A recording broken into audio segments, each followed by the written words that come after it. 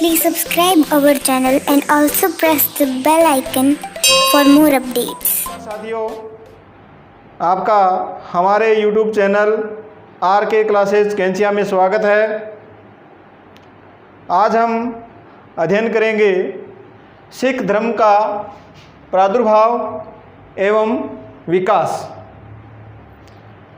हमारे भारत में यानी हिंदुस्तान में सिख धर्म का विकास किस प्रकार हुआ, कौन कौन से 10 सिख धर्म के गुरु हुए, उनके बारे में हम आज विस्तार से अध्ययन करेंगे। ये कक्षा 10 के लिए विशेष रूप से महत्वपूर्ण है और सभी प्रतियोगी परीक्षाओं में भी इससे संबंधित बहुत से क्वेश्चन है वो पूछे जाते हैं, जिन पर हम विस्तार से चर्चा करेंगे। तो साथियों, 13वीं शताब्दी के प्रारंभ में ही पंजाब के अंदर मुस्लिम शासन स्थापित हो गया था और जैसे ही मुस्लिम शासन स्थापित हुआ तो मुस्लिम शासकों ने हिंदू धर्म को दूसरे दर्जे पर रख दिया। हिंदू धर्म को उन्होंने महत्व देना बंद कर दिया और जितने भी अपने देवालय थे उनके स्थान पर मस्जिदों का निर्माण करना तो एक आम बात हो गई। और मुस्लिम शासकों ने असहिष्णुता एवं घृणा का वातावरण पैदा कर दिया और इसी दौरान गुरु नानक देव जी का जन्म हो जाता है। तो हम देखेंगे सबसे पहले सिख धर्म के प्रथम गुरु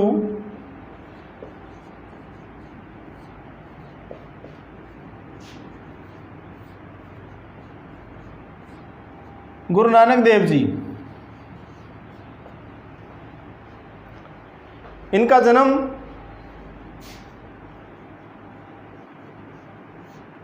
पाकिस्तान में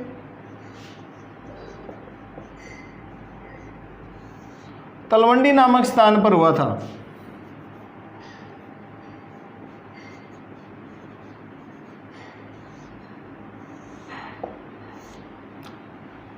और वर्तमान में तलवंडी को ननकाना साहिब कहा जाता है।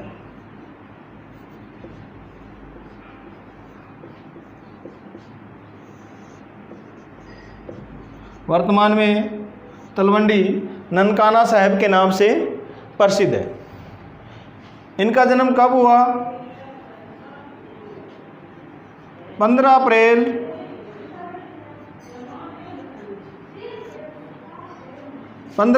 1469 ईस्वी को इनका जन्म हो जाता है। और आपके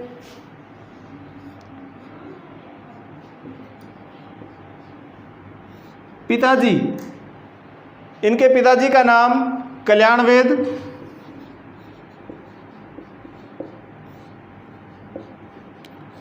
और इनकी माताजी का नाम तृप्ता था।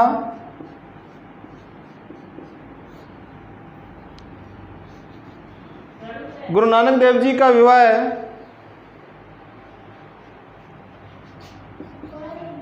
विवाह है सुलखनी माता के साथ हुआ।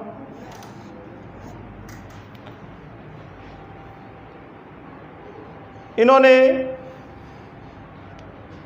बाबा फरीद की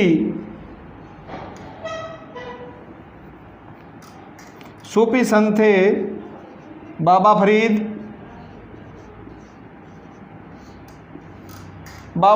की शिक्षाओं को गुरु नानक देव जी ने ग्रहण किया।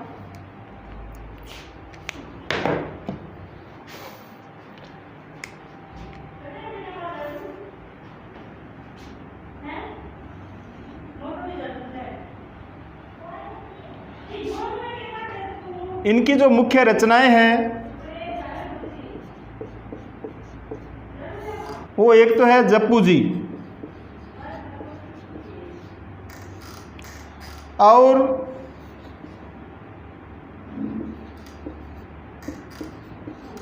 पट्टी, आरती,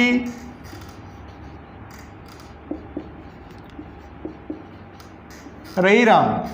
ये इनकी 4 मुख्य रचनाएं हैं और इन्होंने धार्मिक यात्राएं की।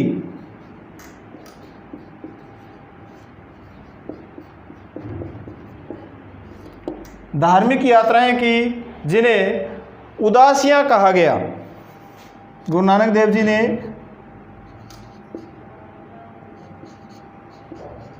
जो धार्मिक यात्राएं की उन्हें क्या कहा गया? उदासियां कहा गया। और गुरु नानक देव जी ने हिंदू मुस्लिम एकता स्थापित करने का प्रयास किया और सिख धर्म का प्रवर्तन किया, यानी सिख धर्म की स्थापना इन्होंने की। सिख धर्म का प्रवर्तन किया। गुरु नानक देव जी ने जाति पाति, ऊंच नीच का विरोध किया।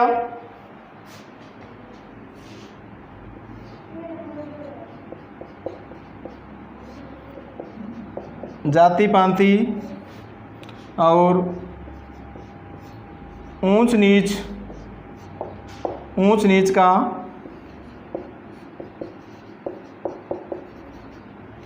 विरोध किया। जाति पाति और ऊंच नीच का इन्होंने विरोध किया। इन्होंने कहा कि मानुष की जात सब एक है। इनका नारा था मानुष की जात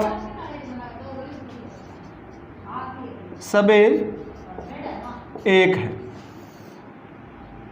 मानुष की जात है वो सबे एक है।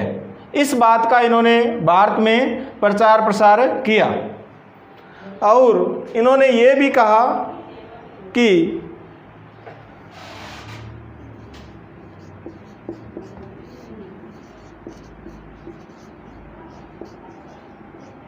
कर्मां दे होणगे नवेड़े, कर्मां दे होणगे नवेड़े, जाति किसे पुछड़ी नहीं। जाति किसे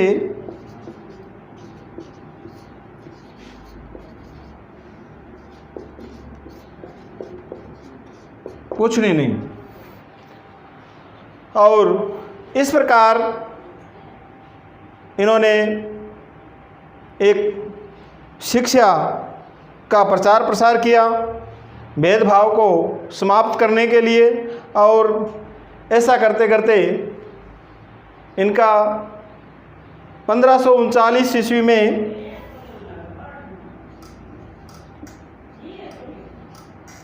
यानी 22 सितंबर 1539 ईस्वी में इनका देहांत हो जाता है। और इनका जो सर्वाधिक समय गुजरा था वो करतारपुर में व्यतीत हुआ था और करतारपुर में ही इनकी मृत्यु हो जाती है। और वर्तमान में जो करतारपुर है वो पाकिस्तान में है। तो इस प्रकार हम देखते हैं गुरु नानक देव जी के बारे में। अब इसमें कौन कौन से क्वेश्चन है जो महत्वपूर्ण है आपकी परीक्षा के लिए। एक तो गुरु नानक देव जी का जन्म तलवंडी में हुआ और बाबा फरीद की शिक्षाओं को इन्होंने ग्रहण किया। ये आपको याद रखना है। बाबा फरीद की शिक्षाओं को इन्होंने ग्रहण किया और इनकी जो धार्मिक यात्राएं थी वो उदासियाँ कहलाती थी, उदासियाँ। और सिख धर्म का आपने प्रवर्तन किया और सिख धर्म के जो प्रथम गुरु थे वो गुरु नानक देव जी थे। और ये जो इनका जो परिवार था ये खत्री परिवार था, यानी खत्री परिवार से संबंधित थे। और इनकी मुख्य रचनाएं ये भी पूछी जाती है, जपू जी, पट्टी, आरती और रही राम। अंत में 22 सितंबर 1539 को करतारपुर में इनका देहांत हो जाता है। तो ये थे गुरु नानक देव जी। अब इनके शिष्य गुरु अंगद देव जी जो सिख धर्म के दूसरे गुरु हुए।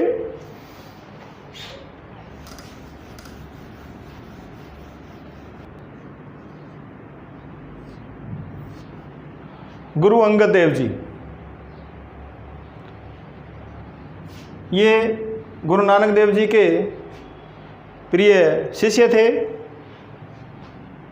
इनका जो बचपन का नाम था या इनका मूल नाम लैना था और इन्होंने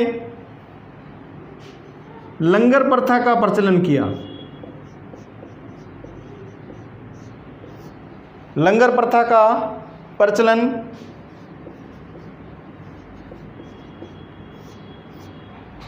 गुरु अंगद देव जी द्वारा किया गया और इन्होंने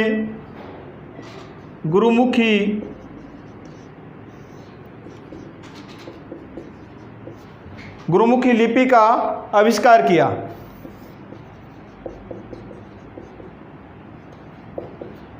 गुरुमुखी लिपि क्या है? ये एक सरल, पढ़ने में सरल भाषा थी जिसे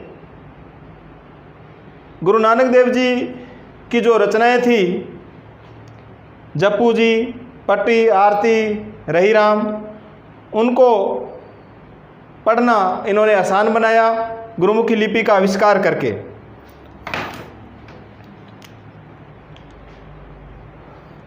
इन्होंने सत्संग केंद्र की स्थापना की। सत्संग केंद्र की स्थापना की जिन्हें मंजिया कहा गया।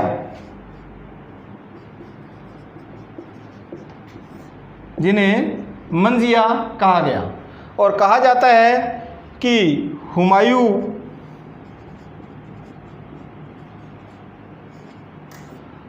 इनसे पंजाब में आकर के मिला था और इन्होंने हुमायूं के अंदर जो अहंकार भरा हुआ था उस अहंकार को इन्होंने समाप्त किया और इस प्रकार 1552 ईस्वी में इनका व्यास नदी के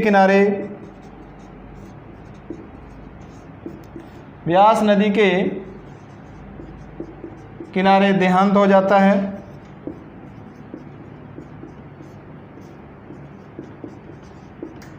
देहांत हो जाता है। तो ये थे गुरु अंगद। इनका मूल नाम लैना। बहुत सी परीक्षाओं में पूछा जाता है कौन से सिख गुरु का नाम, मूल नाम है वो लैना था। तो गुरु अंगद देव जी का मूल नाम लैना। किसने लंगर प्रथा का प्रचलन किया? गुरु अंगद देव जी ने।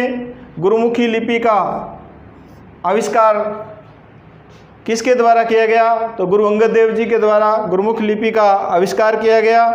तो इस प्रकार ये भी क्वेश्चन बनता है भी गुरु अंगद देव जी का देहांत है वो कौन सी नदी के किनारे हुआ? तो व्यास नदी के किनारे। तो ये मुख्य बातें आपको याद रखनी है, परीक्षा की दृष्टि से बहुत ही महत्वपूर्ण है। अब सिख धर्म के तीसरे गुरु अब है गुरु अमरदास।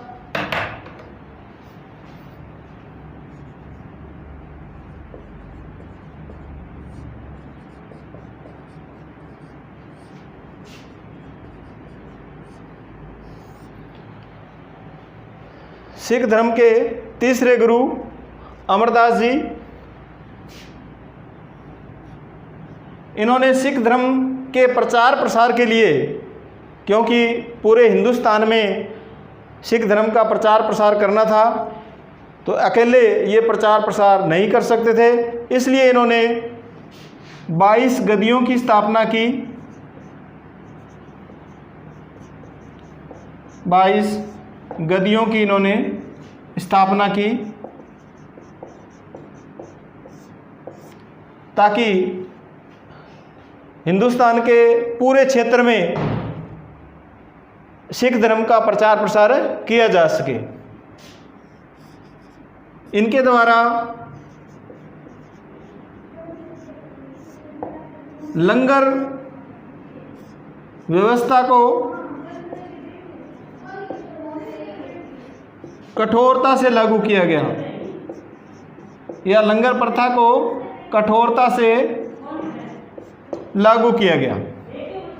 लंगर प्रथा या लंगर व्यवस्था थी, इसको कठोरता से गुरु अमरदास जी द्वारा लागू किया गया।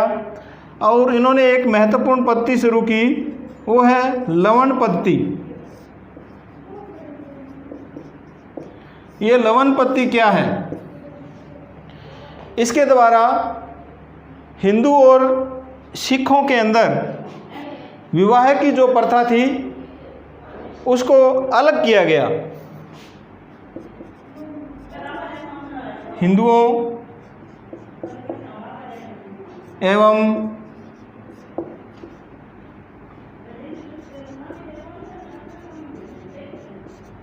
सिखों के बीच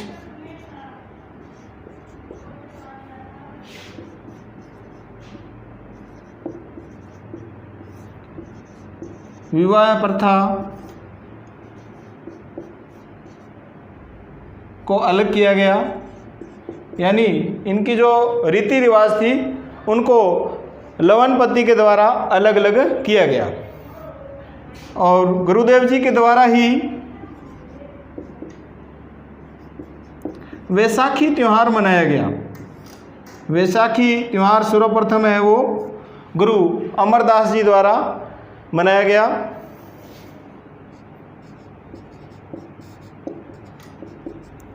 वैसाखी त्यौहार है वो गुरु जी द्वारा मनाया गया। और कहा जाता है कि अकबर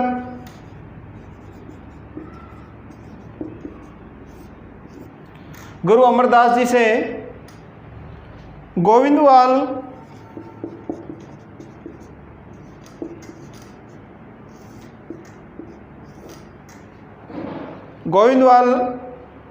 नामक स्थान जो पंजाब में है, इस स्थान पर अकबर गुरु अमरदास जी से मिले थे और इनको बहुत से गांव है वो देने की बात कही।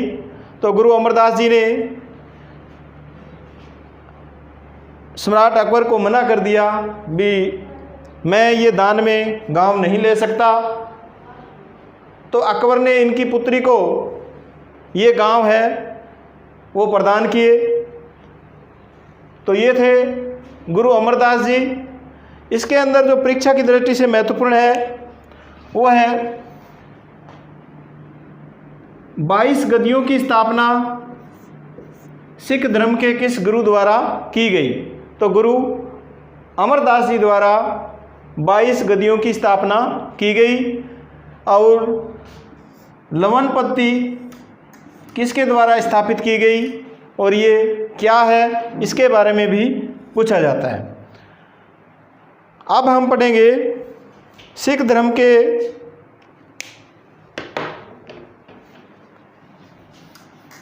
चौथे गुरु गुरु रामदास जी।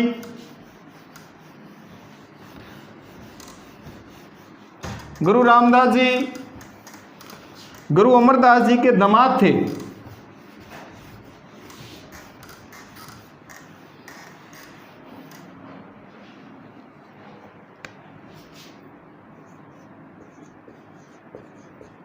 गुरु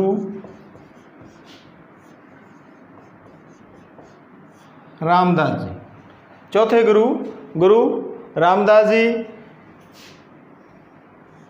इनको सर्वप्रथम 1577 ईस्वी में अकबर द्वारा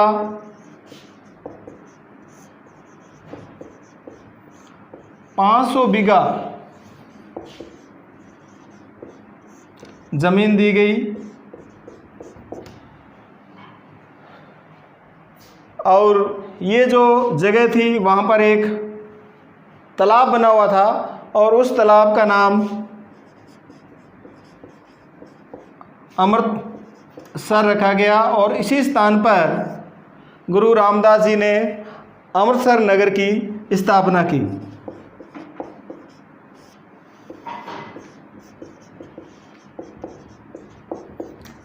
अमृतसर नगर की स्थापना की और अकबर ने गुरुजी के कहने पर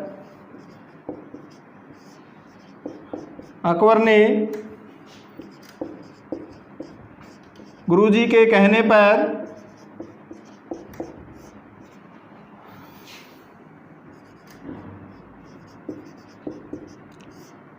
हरिद्वार में या हरिद्वार की यात्रा पर जो कर लगता था वो समाप्त कर दिया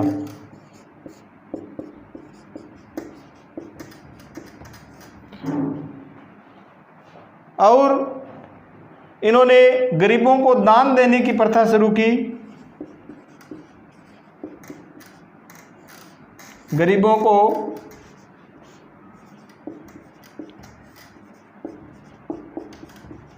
दान देने की प्रथा की शुरुआत की, जिसे मसंद प्रथा कहा जाता है।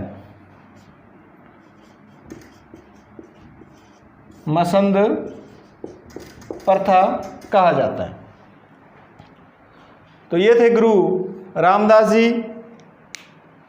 1577 ईस्वी में अकबर द्वारा 500 बीघा ज़मीन है उनको प्रदान की गई।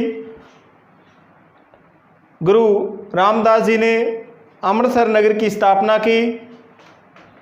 अकबर ने गुरुजी के कहने पर हरिद्वार में यात्रा पर जो कर लगता था उसको समाप्त कर दिया और गरीबों को दान देने की प्रथा भी गुरु रामदास जी द्वारा शुरू की गई, जिसे मसंद प्रथा कहते हैं।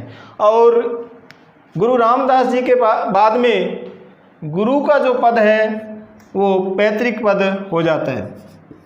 इनके बाद में गुरु का पद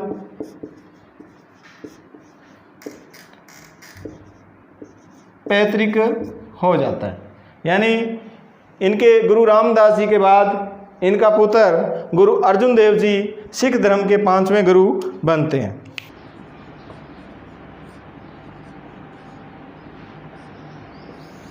गुरु अर्जुन देव जी, इन्होंने आदि ग्रंथ का संकलन किया। आदि ग्रंथ का संकलन किया, जिसके अंदर बाबा फरीद से लेकर गुरु नानक देव जी, गुरु अंगद देव जी सभी की रचनाएं समाहित थी और तरन तारण नामक नगर की स्थापना की।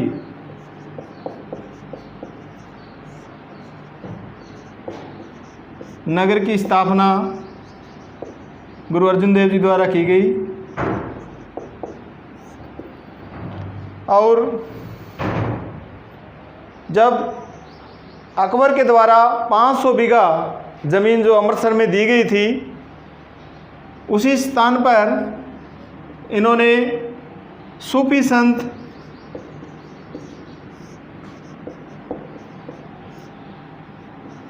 मियाँ मीर के द्वारा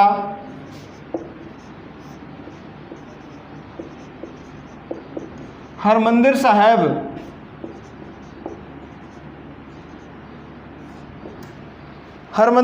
की नीम रखवाई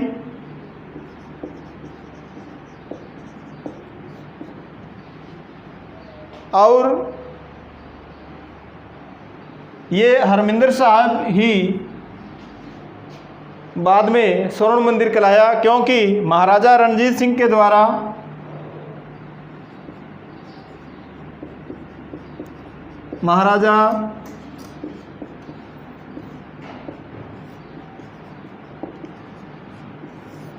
महाराजा रणजीत सिंह के द्वारा हरमिंदर साहिब पर सोने की परत चढ़ाई गई।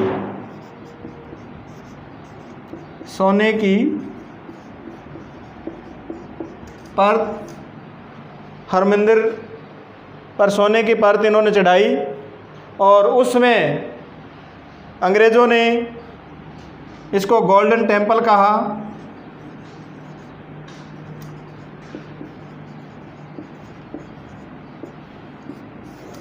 गोल्डन टेम्पल यानी स्वर्ण मंदिर कहा।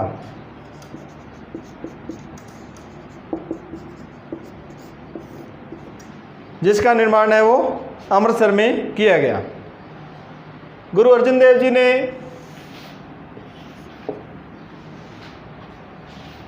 सिखों को अपनी जो आमदनी है उसका 10% यानी आय का 10% दान देने की प्रथा शुरू की। सिखों की जितनी आय है उनका 10% दान में देने की प्रथा गुरु अर्जुन देव जी द्वारा शुरू की गई।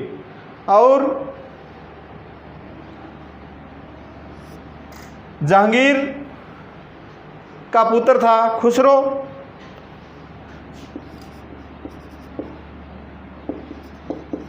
जहांगीर के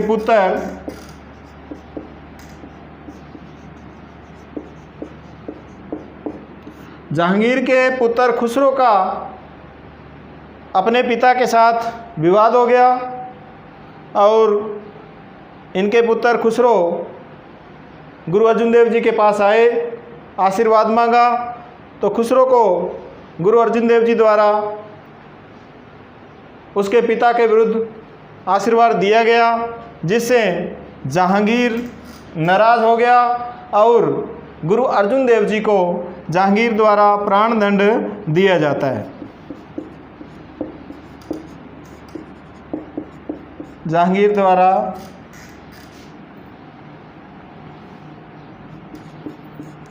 प्राण दंड दिया गया। तो इस प्रकार गुरु अर्जुन देव जी शहीद हुए। तो इसमें जो महत्वपूर्ण क्वेश्चन पूछे जाते हैं उन पर हम चर्चा करते हैं। आदि ग्रंथ का संकलन किसके द्वारा किया गया? गुरु अर्जुन देव जी के द्वारा आदि ग्रंथ का संकलन किया गया। तरन तारण नामक नगर की स्थापना किसके द्वारा की गई? गुरु अर्जुन देव जी के द्वारा। और हरमिंदर साहिब की नींव किसके द्वारा रखी गई? ये बहुत ही महत्वपूर्ण प्रश्न है। तो सूफी संत थे मियाँ मीर,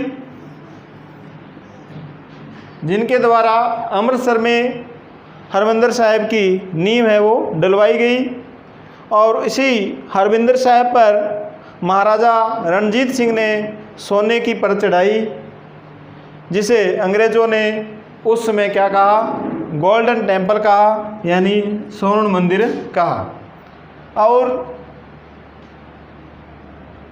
दान देने की जो प्रथा पहले से चल रही थी उसको इन्होंने और आगे बढ़ाया, यानी आय का 10%, जितनी मान लो 100 रुपये अगर आमदनी होती है तो उसका 10% है वो 10 रुपये दान में देने होंगे।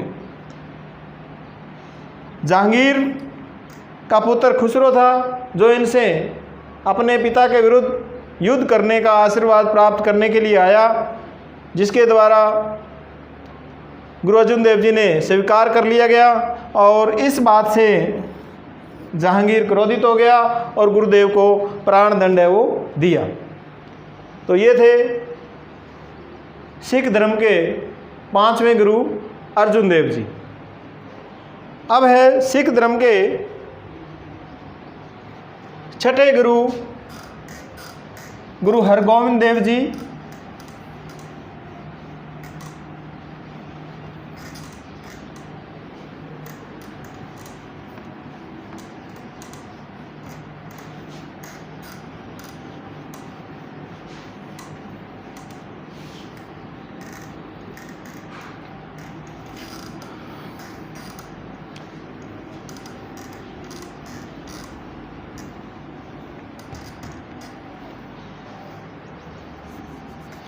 आज गर्मी बहुत ज़्यादा है। सिख धर्म के छठे गुरु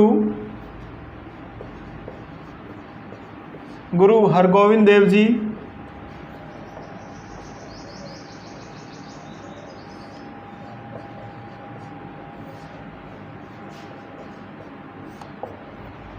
इन्होंने सबसे पहले सिख धर्म को एक सैनिक संप्रदाय में बदल दिया। सिख धर्म को एक सैनिक संप्रदाय में बदल दिया।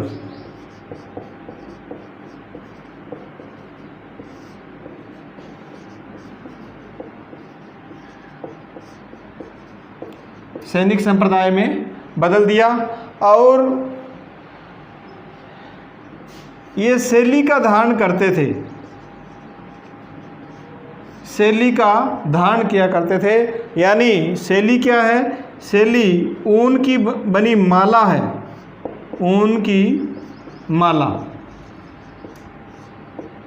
ऊन की माला का ये गले में धारण करते थे। इसके स्थान पर इन्होंने 2 तलवार धारण करनी शुरू कर दी।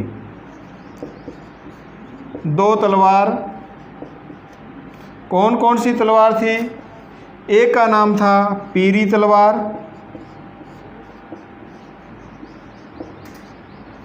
और दूसरे का नाम था मीरी तलवार।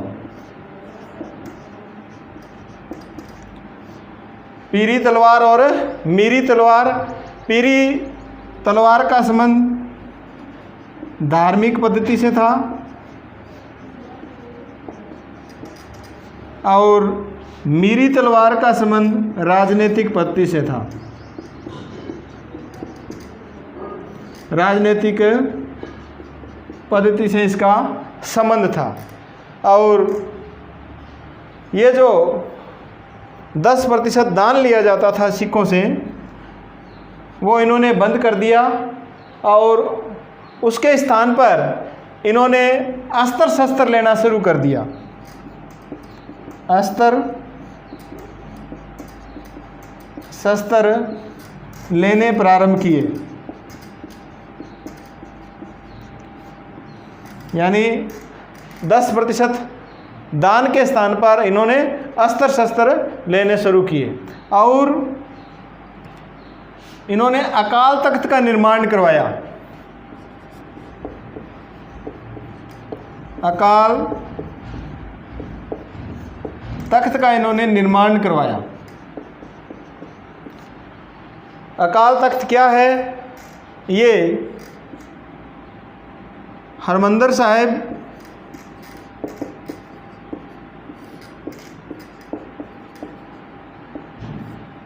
हरमंदिर साहिब के पास इन्होंने एक ऊंचा भवन बनाया। ऊंचा भवन बनाया और इसके अंदर एक तख्त की स्थापना की। तख्त की स्थापना की। इस तख्त को ही क्या कहा गया?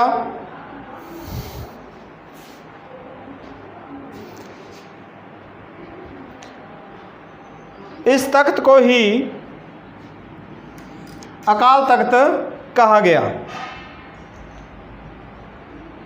एक बार इनका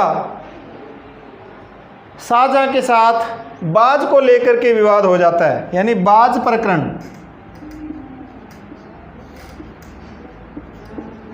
बाज प्रकरण।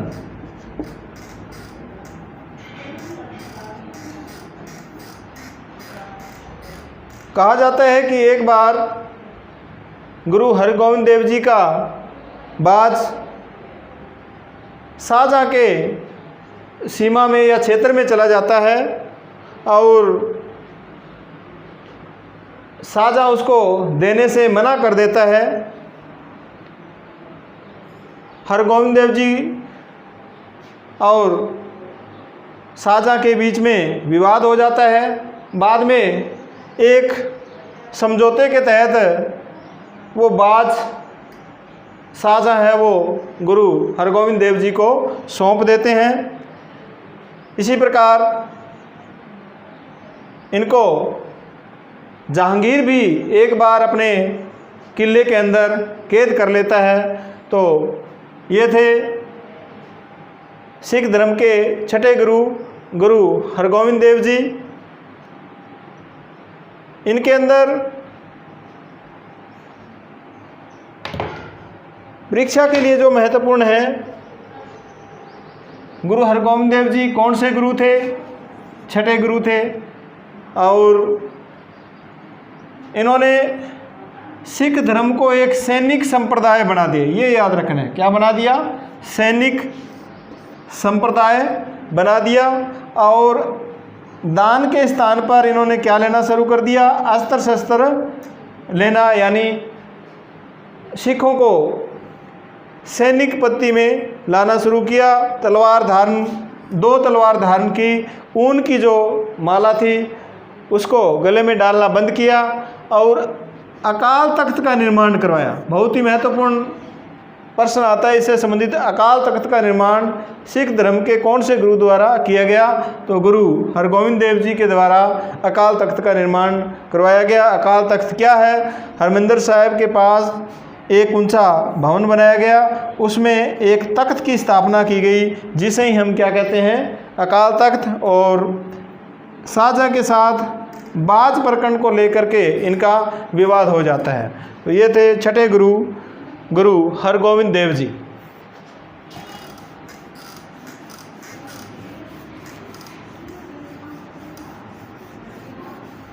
इनके बाद इनके पुत्र सिख धर्म के 7वें गुरु हरराय गद्दी को धारण करते हैं।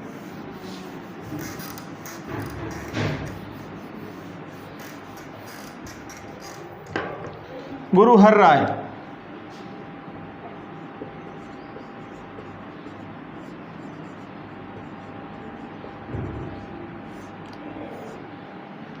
हरराय ने सिख धर्म का प्रचार प्रसार किया। हिंदू मुस्लिम एकता स्थापित करने पर बल दिया। बहुत सी जो समाज के अंदर बुराइयां थी उनको इन्होंने समाप्त किया। इसके बाद में है 8वें गुरु हरिकिशन। इनका जो कार्यकाल है वो 1661 ईस्वी से लेकर के 1664 ईस्वी तक रहा। यानी सिख धर्म के जो गुरु है उनमें सबसे कम कार्यकाल या जो गद्दी पर रहे वो सबसे कम समय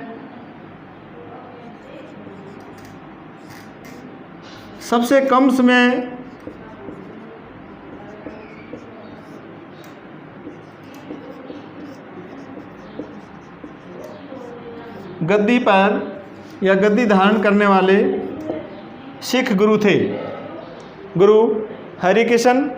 और इनकी जो मृत्यु है वो चेचक रोग के कारण इनकी मृत्यु हो जाती है। तो ये थे गुरु हरिकिशन 1661 से 1664 ईस्वी तक। इसके बाद में 9वें गुरु तेग बहादुर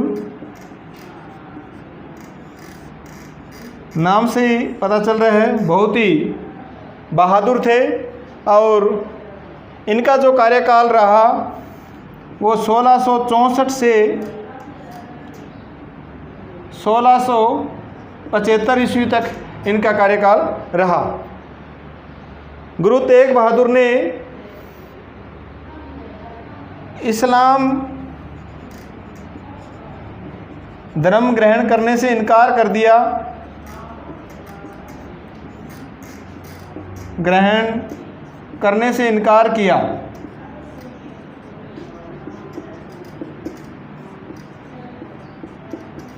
इस बात से क्रोधित होकर औरंगजेब के द्वारा इनका सिर काट दिया गया।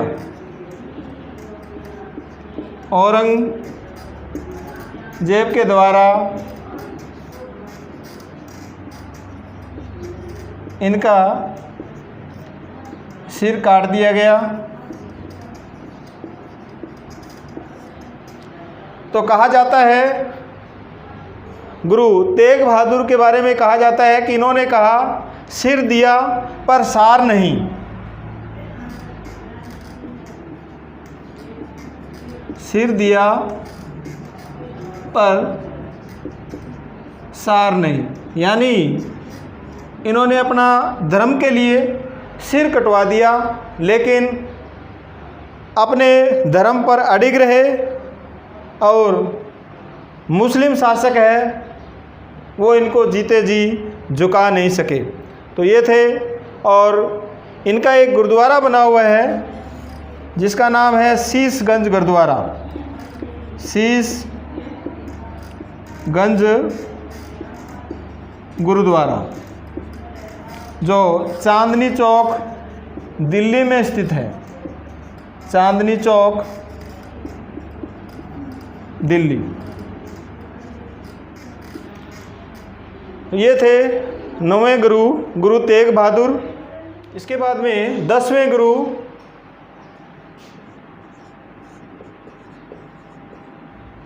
गुरु गोविंद सिंह जी।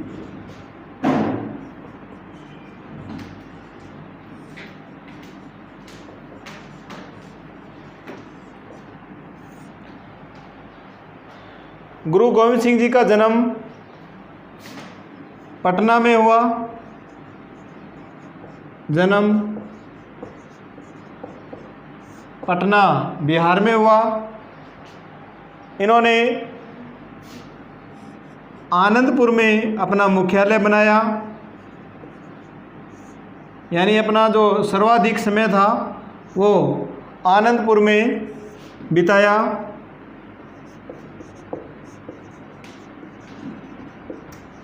मुख्यालय बनाया। जिस प्रकार से गुरु नानक देव जी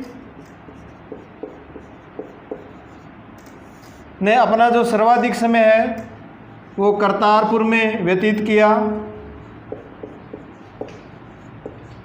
करतारपुर, और गुरु अंगद देव जी ने अपना समय खंडूर या खंदूर के अंदर व्यतीत किया सर्वाधिक समय। और तीसरे गुरु गुरु अमरदास, इन्होंने अपना समय गोविंदवाल में व्यतीत किया।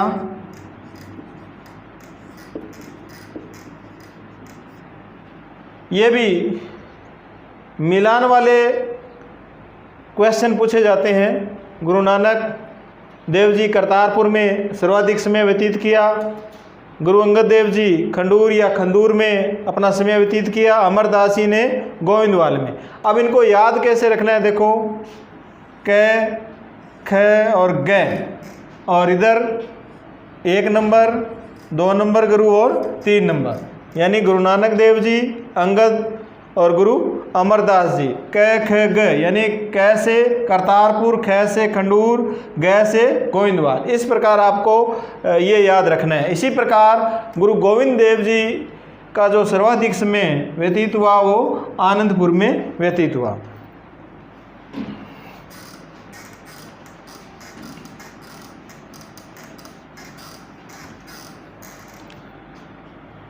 गुरु गोविंद सिंह जी ने 1699 ईस्वी में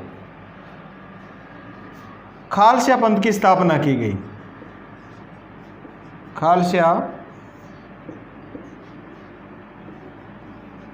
पंथ की स्थापना की गई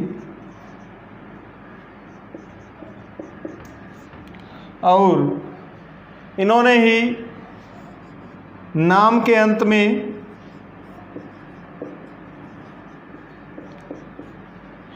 सिंह शब्द सर्वप्रथम लगाना शुरू किया और इन्होंने पंचम कार दिया। पंचम कार यानी पंचम कंकार यानी जिसमें कंगा यानी सबसे पहले कड़ा, कंगा, कड़ा, कंगा, केस, कच्छ और कृपाण, ये 5 कंकार सिखों को धारण करने के लिए इन्होंने दिए और अपनी मृत्यु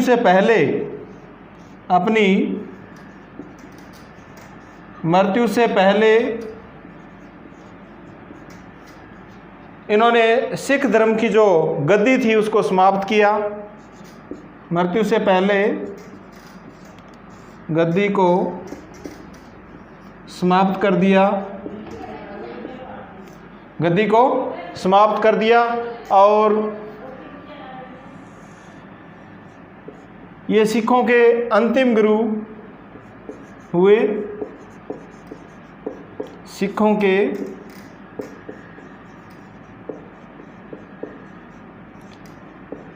अंतिम गुरु हुए और 10वें बादशाह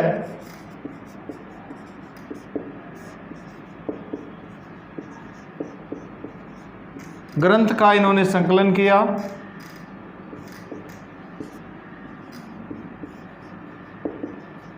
संकलन 10वें बादशाह ग्रंथ का इन्होंने संकलन किया और 1705 में 1705 ईस्वी में मुगलों ने आनंदपुर पर आक्रमण कर दिया। मुगलों ने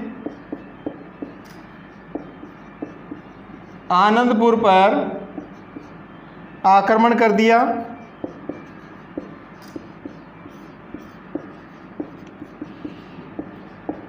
उसमें वहाँ से इनको आनंदपुर छोड़ना पड़ा और छोड़ते समय इनके 2 पुत्र हैं वो वहाँ रह गए। यानी इनके 2 पुत्र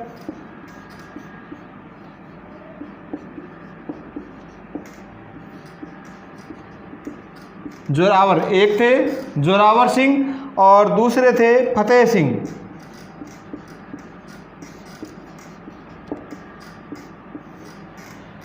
इन दोनों पुत्रों को मुगल शासकों ने सरहिंद के किले के अंदर दीवार में चिनवा दिया।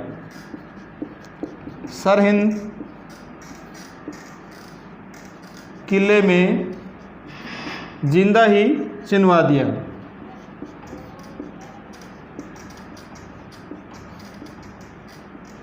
जिंदा ही चिनवा दिया गया और इनके 2 पुत्र चमकौर के युद्ध में शहीद हो गए। यानी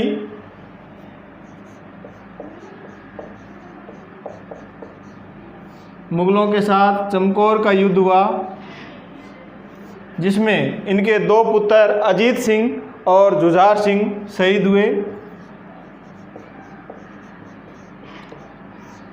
अजीत सिंह और दूसरे पुत्र जुझार सिंह ये युद्ध में लड़ते हुए वीर गति को प्राप्त हुए और इनका 1 अक्टूबर 1 अक्टूबर 1708 को इनकी मृत्यु हो गई। इस प्रकार हम देखते हैं कि 10वें गुरु गोविंद सिंह जी, जिनका जन्म पटना में हुआ और इनका जो मुख्यालय था वो आनंदपुर साहिब में, 1699 में खालसा पंथ की इन्होंने स्थापना की। ये बहुत बार प्रतियोगी परीक्षाओं में पूछा जाता है। और नाम के अंत में इन्होंने सिंह शब्द लगाया और पंचकंकार शब्द दिए, यानी कै से शुरू होने वाले 5 कंगा, कड़ा, कंगा, केस, कच्छ और कृपाण। और अपनी मृत्यु से पहले ही इन्होंने जो गद्दी थी उसको समाप्त कर दिया और सिखों के अंतिम गुरु बने और 10वें बादशाह ग्रंथ का इन्होंने संकलन किया और इसी को ही गुरु है वो माना गया। 1705 में कहा जाता है कि मुगलों ने आनंदपुर नामक स्थान पर, जिनको इन्होंने अपना मुख्यालय बनाया था, आक्रमण किया और वहाँ पर इनके 2 पुत्र जोरावर सिंह और फतेह सिंह है वो पीछे रह जाते हैं, जिनको मुग़ल शासक सरहिंद के किले के अंदर इनको जिंदा दीवार में चिनवा देते हैं। और 2 पुत्र है वो चमकौर के युद्ध में शहीद हो जाते हैं, अजीत सिंह और जुझार सिंह। तो इस प्रकार इनके चारों पुत्र जोरावर सिंह, फतेह सिंह, अजीत सिंह, जुझार सिंह शहीद हो जाते हैं, देश के लिए बलिदान हो जाते हैं। और अंत में 1 अक्टूबर 1708 को गुरु गोविंद सिंह जी परलोक सुधार जाते हैं। और इनके बाद में बंदा बहादुर है वो इनका जो शिष्य था, वो इनका जो सिख धर्म का प्रचार प्रसार है वो संभाल लेता है। उसके बारे में हम और महाराजा रणजीत सिंह के बारे में हम नेक्स्ट क्लास के अंदर अध्ययन करेंगे। इसी के साथ धन्यवाद।